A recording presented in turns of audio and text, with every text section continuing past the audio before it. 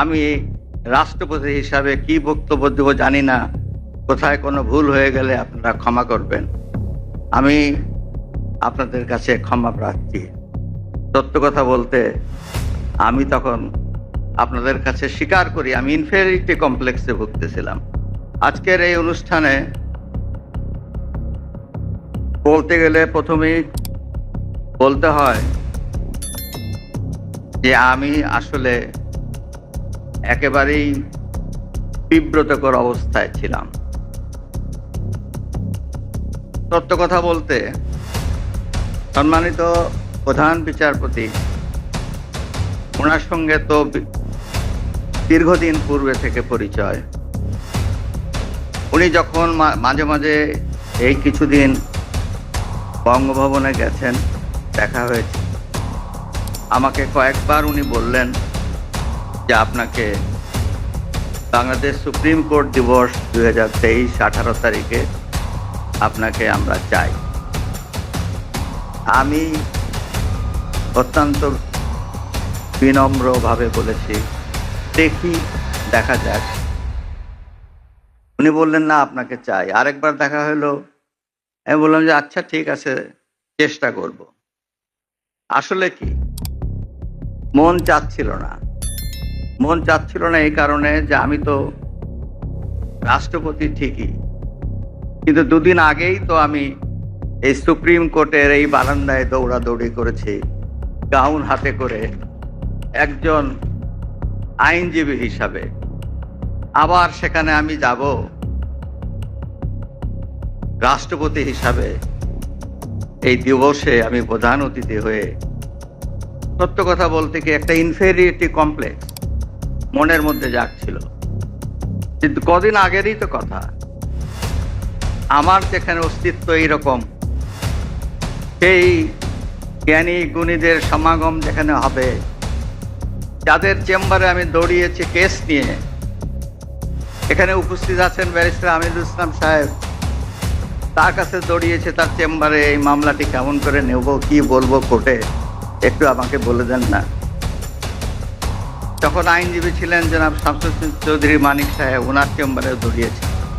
রকনুদ্দিন মাহমুদ সাহেবের চেম্বারে গেছে, অনেকের চেম্বারে দৌড়ে বেড়াই মামলা হাতে করে নিয়ে, যে এই মামলা কিভাবে আদালতে উপস্থাপন করব। 27 বছর তো আইনজীবীদের বক্তব্য শুনেছি, আর এখন আমি নিজেই সুপ্রিম হাইকোর্টের বিভাগের আইনজীবী হিসাবে আমাকেই কোর্টে যায় ইয়োর অনার মে লর্ড বলে চাইতে হবে, এই চাওয়াটা শিখতে হবে।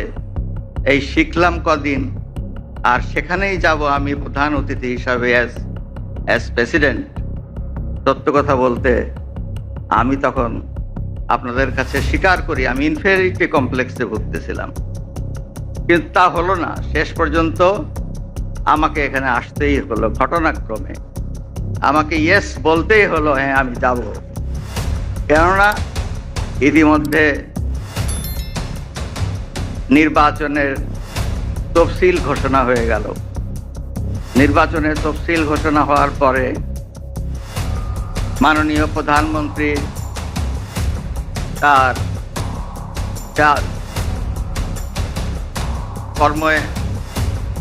কর্মপদ্ধতিতে কিছুটা সীমারেখা চলে আসে।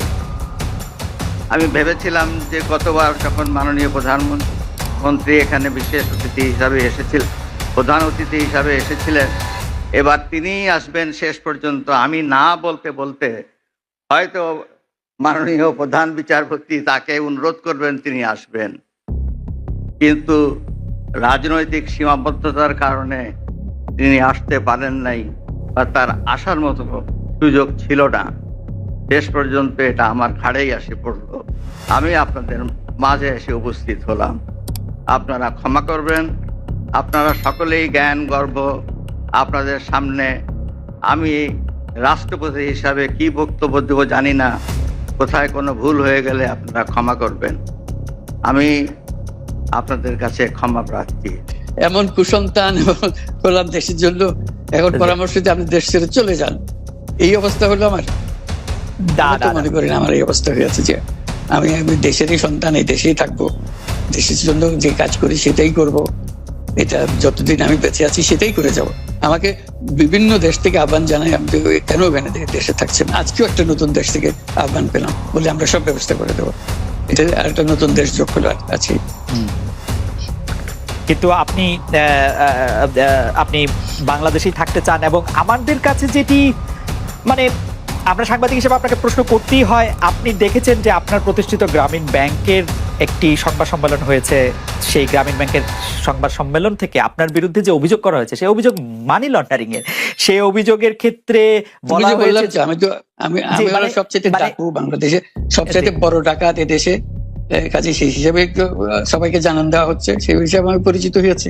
আমি সবচেয়ে বড় ডাকাত, আমি সবচেয়ে সাংঘাতিক মানুষ যে দেশের সর্বনাশ করে যাচ্ছি, সেইভাবে পরিচিত হয়েছি। আপনি আমাদের একটু বলবেন যে আপনি বাংলাদেশের জন্য বা আপনার পরবর্তী লক্ষ্যগুলি কি সারা পৃথিবীর জন্য? আপনি তো শুধু বাংলাদেশ নিয়ে ভাবেন না, যে আপনি আসলে কি করতে চান বা কেমন দুনিয়া চান বা কেমন বাংলাদেশ চান, সেটা আপনার কি লক্ষ্য এই মুহূর্তে? ওই যে বললাম যে এটাই হলো আমাদের স্বপ্নের বীজতলা, যে আমাদের স্বপ্নগুলো একটা আসে, একটা নতুন আইডিয়া আসে, সেটা একটা বীজতলা। এটা আমরা ট্রাই করে দেখি, একটা ছোট আকারে করি, এটা সফল হলে আর একটু বড় আকারে করি। এটা বাংলাদেশি করে একবার সফল হলে সারা দুনিয়া এটা লুপে নেয় দেওয়ার জন্য, সারা দুনিয়ার লোক এখানে আসে, আমাদের লোককে নিয়ে যায়, এইভাবে কাজকর্ম সেটা আমরা একটা থাকছি বাংলাদেশে, করছি বাংলাদেশে, কিন্তু সারা দুনিয়ার লক্ষ্য আমাদের দিকে, আমরা কি করছি, কি চিন্তা করছি, কিভাবে এগুলো পরিচালনা করছি। এবং তার মধ্যে ব্যাখ্যা হিসেবে যেটা আমরা বারবার বলছি, আমরা একটা নতুন পৃথিবী করতে চাই। সেই পৃথিবী হবে 3 শূন্যের পৃথিবী। এরও বহুবার বলা হয়েছে, তার উপরে বই লিখেছে 3 শূন্যের পৃথিবী কি হবে, যে 0 কার্বন এমিশন। যেহেতু পৃথিবী ধ্বংস হয়ে যাবে এই গ্লোবাল ওয়ার্মিং এর কারণে, একে রক্ষা করতে হলে আমাদের 0 কার্বন এমিশন অ্যাচিভ করতে হবে। কাজে এটা এমন বিশ্ব আমাদের গড়তে হবে যেটা 0 কার্বন এমিশনের বিশ্ব হবে। 0 ওয়েলথ কনসেন্ট্রেশন। আমরা উন্নয়ন বলছি, যে উন্নয়নের সফলতা গুটিগত মানুষের কাছে চাই। এটা শুধু বাংলাদেশে না, সারা পৃথিবীরই অবস্থা, যে সমস্ত টাকা গুটি হতে মানুষের কাছে চলে যায়। দুনিয়ার যত সম্পদ আছে এই মুহূর্তে, তার 90% যে সম্পদ, এটা হয়তো 5% লোকের কাছে, যে 90% 5% লোকের কাছে রয়ে গেল। এবং আগামী দিনে এটার পরিবর্তন অন্যভাবে, 90%-এর জায়গায় এটা 95% হয়ে যাবে, ওই 5%-এর জায়গায় এটা 3% হয়ে যাবে। অর্থাৎ লোকের সংখ্যা কমে যাবে, সম্পদের পরিমাণ তাদের কাছে অনেক বেড়ে যাবে। এটাই হলো বর্তমান অর্থনীতির কাঠামো। আমরা বলছি যে এই কাঠামো যতদিন থাকবে এই পৃথিবী টিকতে পারবে না। আর হলো 0 আনএমপ্লয়মেন্ট। বিশেষ করে আমরা যেটা জোর দিয়ে বলি, সেটা হলো যে এই যে আর্টিফিশিয়াল ইন্টেলিজেন্স, এটা পৃথিবীকে ধ্বংস করে দেবে। কাজে তার আগে আমাদেরকে ঠিক করতে হবে টেকনোলজিকে আমরা কতদূর নিয়ে যাবো, কোথায় সীমারেখা টানবো, এটা ঠিক করতে হবে। সেই পৃথিবীর নাম দিয়েছি আমরা 3 শূন্যের পৃথিবী, 30 ওয়ার্ল্ড। এই আমরা একটা পৃথিবী গড়তে চাই যেখানে এই যে 0 ওয়েলথ কনসেন্ট্রেশন, 0 আনএমপ্লয়মেন্ট এবং 0 আর্টিফিশিয়াল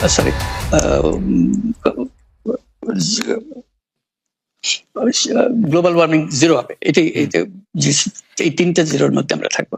তো সেটা বিভিন্ন দেশে এটা পর্যালোচনা বৈঠক হচ্ছে, বিভিন্ন বিশ্ববিদ্যালয়ে সেটা নিয়ে আলোচনা হচ্ছে, আমাদেরকে আমন্ত্রণ জানাচ্ছে, আমরা সেগুলো আরো বিশ্বকে বোঝানোর চেষ্টা করছি। এটার বড় নিয়ামক হবে সোশ্যাল বিজনেস। এই সোশ্যাল বিজনেসের মাধ্যমে এগুলো করা যাবে। সোশ্যাল বিজনেস সঙ্গে আসছে সোশ্যাল বিজনেস, এবং কত জায়গা থেকে কত ভিন্নভাবে এগুলো প্রসার করা হবে, সেটা আমাদের উপর আমাদের দায়িত্ব হয়। আমরা এগুলো ব্যাখ্যা করি, আমাদেরকে বিভিন্ন বিশ্ববিদ্যালয়ের মারফতে হয়। 107টা বিশ্ববিদ্যালয়ের এখন সোশ্যাল বিজনেস সেন্টার আছে। এটার নাম হলো সাধারণত ইউনুস সোশ্যাল বিজনেস সেন্টার নামে পরিচিত হয়। নিত্য নতুন বিশ্ববিদ্যালয়ের সঙ্গে যুক্ত হচ্ছে। সর্বশেষ যেটা কিছুদিন আগে আমরা পত্রিকায় দিয়েছিলাম, যে finance university of Russia, finance university Moscow, তারা বলছে যে আমরা এখানে ইউনুস সোশ্যাল বিজনেস সেন্টার করব, এবং আপনাকে একটা দায়িত্ব দেব, একটা ইন্টারন্যাশনাল অ্যাডভাইজারি কমিটি আমাদেরকে বানিয়ে দেবেন, এবং আপনি সারাক্ষণ এটা তদারকি করবেন। সেটা এই সপ্তাহের মধ্যে আরেকটা বৈঠক হবে, তাদের সঙ্গে জুম মিটিং হবে, যে তারা অগ্রসর হচ্ছে। অর্থাৎ এটার গতি শুধু সীমাবদ্ধ কোনো বিশেষ ধরনের কাজে না। চায়না এটার একটা অগ্রগামী দেশ, যেটাতে সোশ্যাল বিজনেস নিয়ে তারা বহু পরিমাণ মনোযোগ দিচ্ছে। কাজে এইটা দুনিয়ার ডানে বাঁয়ে উত্তর দক্ষিণে সবার কাছে আছে। কাজে সেটাকে আমরাকে তুলে ধরছি।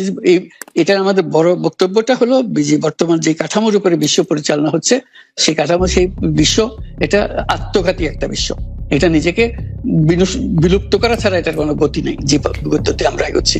কাজে এই বিলুপ্ত হওয়ার আগে যদি আমরা নতুন কাঠামো করতে পারি, নতুন সভ্যতা গড়ে তোলা, এই নতুন সভ্যতা গড়ে তোলার জন্য এই সমস্ত আয়োজন হচ্ছে। সেই কারণেই এই পৃথিবীর এত ইন্টারেস্ট দেখছেন, যে আলোচনা দেখছেন, যে তারাও অনুভব করে যে এটার একটা রাস্তা বের করতে হবে। আমরা একটা রাস্তা বের করেছি, এটা তাদের কাছে সম্পূর্ণ মনে হচ্ছে নাকি আরো এডিশন দরকার হবে, কিন্তু তারা এটার মধ্যে জড়িত হতে চায়, তারা করছে। তার সঙ্গে আমরা 3-0 প্ল্যান, আমরা বলছি যে এটা শুধু মুখে কথা বললে হবে না, এটা কার্যে পরিণত করতে হবে।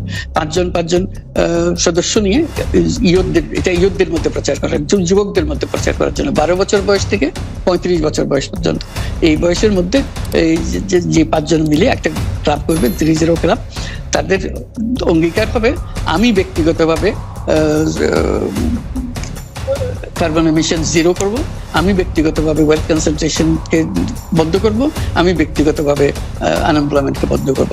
এটা ব্যক্তিগত, আমি এমন কিছু কাজ করব না যাতে এগুলো প্রসারিত হওয়ার সুযোগ পায়। কাজে 5 জনে প্রত্যেকে এটা যখন সফল করবে, তাদেরকে বলা হবে 30%। এই 5 জন যদি 30% হতে পারে এবং আরো ক্লাব যদি 30% সৃষ্টি করতে পারে, আমাদের বক্তব্য হলো তাহলে আমরা 30 বিশ্ব গড়তে পারবো। কারণ পুরো জিনিসটা সৃষ্টি করছি আমরা নিজেরাই ব্যক্তিগতভাবে। এই যে ওয়েস্ট, প্রচুর ওয়েস্ট, আমরা বর্জ্য, এই বর্জ্যতেই আমরা শেষ হয়ে যাব। কাজে আমি বর্জ্যের আমি যদি 30 ক্লাব করি, প্রথম কাজ হলো আমি যে জিনিস আমার দরকার নেই